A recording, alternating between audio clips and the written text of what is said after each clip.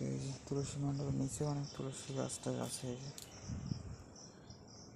যেমনটি এখানে দেখাই যাচ্ছে, তাই না?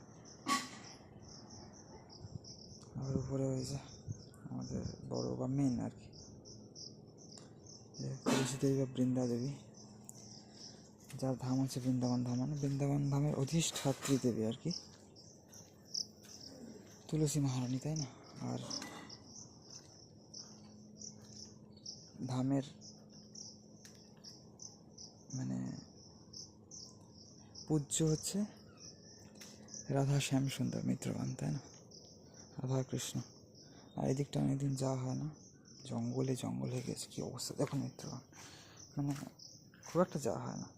কালকেই তো আসলাম, মানে এখানে একটা ধূপ অল্প জ্বলেছিল, সেটা নিতে অল্প বাকি ছিল, কিন্তু খুব একটা আসা হয় না। আর এখানকার নয়নতারা গাছটা আজই নাকি সকালে দেখা হলো যে কেউ একটা তুলেছে মিত্রগণ, ঠিক আছে? এই যে এই ভিডিওটা আবার 1 মিনিট প্লাস হয়ে গেল। তো যাই হোক, 1 মিনিট প্লাস করে একটা বানাই না, তাও দেখলাম হঠাৎ করে যে 1 মিনিট প্লাস হয়ে গিয়েছে।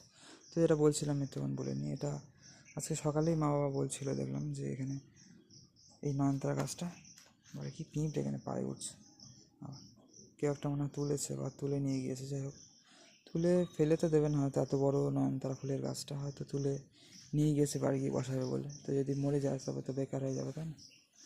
তো যাই হোক, কী পরিমাণে এখানে মিত্রগণ, এখানে দেখুন, ঠিক আছে? তো জঙ্গল হয়ে রয়েছে সব, এই আর কি, তাই না?